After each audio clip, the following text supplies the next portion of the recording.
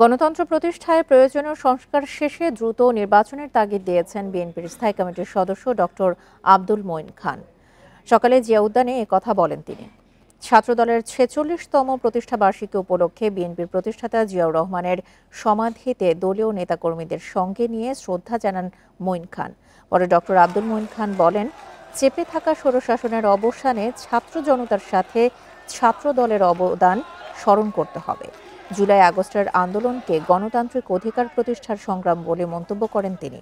বলেন, ছাত্রদল অংশ নিয়ে ৫ অগাস্টের অভ্যুত্থান ত্বরান্বিত হয়েছিল।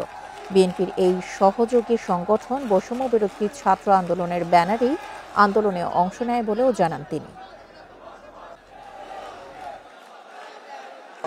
সংস্কার চলবে যদি আমরা গণতন্ত্রে বিশ্বাস করি। প্রতি 5 বছর নির্বাচন হবে। আপনারা নতুন প্রজন্মের কথা বলেছেন, এদেশে নতুন প্রজন্ম তো ভোট দেবারই সুযোগ পায়নি। তারা আকুল হয়ে আছে, তারা ভোটার হয়েছে, তারা ভোট দিতে চায় এবং এটা আমাদের